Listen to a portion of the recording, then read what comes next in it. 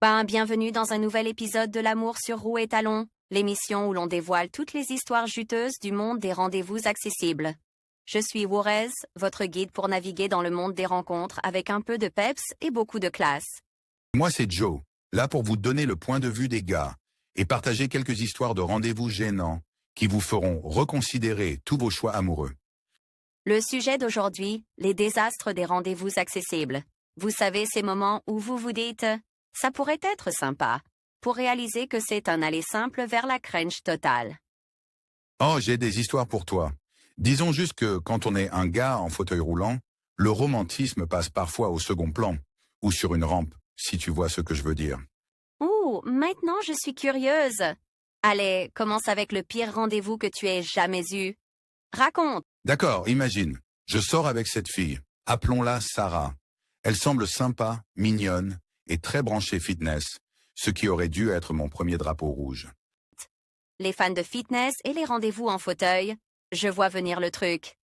Ah oui, mais elle n'était pas seulement branchée fitness. Elle était hardcore. On est dans un resto chic en rooftop, et elle n'arrête pas de parler de son prochain marathon et de sa cure de smoothie au choukel. Puis, sans prévenir, elle me demande si j'ai déjà essayé le yoga en fauteuil roulant. Yoga. En fauteuil roulant? Exactement. Elle a même proposé de me montrer quelques poses sur place. Moi, je me disais juste, ma grande, mes bras font déjà assez de boulot en poussant ce fauteuil partout. Pas besoin de chien tête en bas au milieu du resto. Oh non, ne me dis pas que tu l'as suivi et commencé à faire du yoga dans le resto. J'y ai pensé, mais j'ai juste souri, pris une grande inspiration, et je lui ai dit que j'allais y réfléchir. Là, elle m'a donné un prospectus pour un cours de yoga et a dit « Je pense que ça pourrait vraiment te servir. » Disons qu'il n'y a pas eu de deuxième rendez-vous. Oh là là, ça c'est la guerrière du bien-être à son pire. Tu aurais dû dire « j'adorerais, mais j'ai laissé mon tapis de yoga et ma patience à la maison. » Bon, à ton tour. C'est quoi ton pire désastre de rendez-vous accessible? Oh, j'ai une bonne histoire. Donc, je sors avec un gars que j'ai rencontré en ligne, tu vois? On discute et il a l'air cool. Mais dès qu'on se rencontre en personne, il se met à agir comme s'il était mon assistant personnel. Ah, le super assistant. Ils ont de bonnes intentions, mais ça devient beaucoup. Exactement. J'essaie d'ouvrir la porte toute seule. Il se précipite devant moi, se jetant presque contre la porte comme un videur.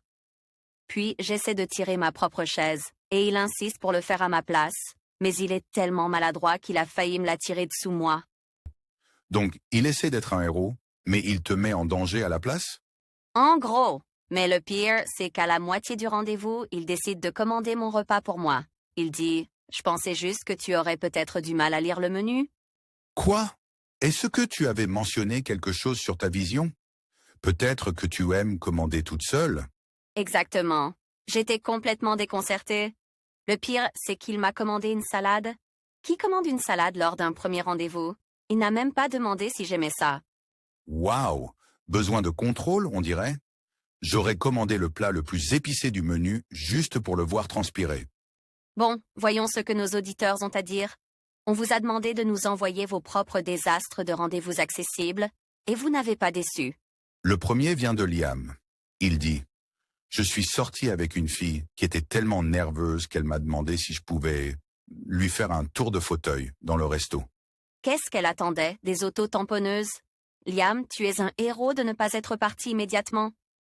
Je te jure, certains pensent que nos fauteuils sont comme des attractions de fêtes foraines. En voici une d'Emily. Elle a écrit « Je suis sortie avec un gars qui n'arrêtait pas de dire combien j'étais inspirante. À chaque fois que je commandais un verre, il disait « Wow, tellement inspirant. » Oh, les discours sur l'inspiration. C'est comme si je vivais juste ma vie, pas en train d'essayer d'être le prochain conférencier motivateur. Exactement. Emily, tu es courageuse d'avoir supporté ça. Bon, passons au grand débat. Qui a la vie amoureuse la plus dure, les hommes ou les femmes en situation de handicap? Oh, c'est clairement les hommes. On nous traite comme si on était là pour réaliser une sorte de fantasme de soutien émotionnel. Tu ne croirais pas combien de fois on m'a traité de courageux juste pour être venu à un rendez-vous. C'est vrai, mais en tant que femme, soit les gens sont hyper protecteurs, soit ils agissent comme s'ils faisaient une mission de charité. C'est comme « Calmez-vous, je suis juste là pour profiter de mes pâtes hors de prix. » Bon point. Mais au moins, tu n'as pas des gens qui essaient de te faire des high-five pour être assise. Je te jure, certains pensent qu'ils méritent une médaille pour nous accepter. Oh, j'ai aussi eu des high-fives bizarres. Il nous faut tout un épisode juste pour ça. Bon, les auditeurs, on déclare égalité, pour l'instant. Les rencontres, c'est un champ de bataille, et franchement, les personnes en situation de handicap mènent juste une guerre différente. Mais bon, peut-être que ces histoires d'horreur vous aideront à rire de vos propres galères amoureuses. Parce qu'en fin de compte, les désastres de rendez-vous, ça arrive à tout le monde, non? Absolument. Donc, si vous avez vos propres histoires de rendez-vous accessibles, envoyez-les nous. On pourrait bien les partager dans un futur épisode. Et rappelez-vous, pour votre prochain rendez-vous, laissez les brochures de yoga en fauteuil à la maison. Un petit conseil de vos animateurs préférés.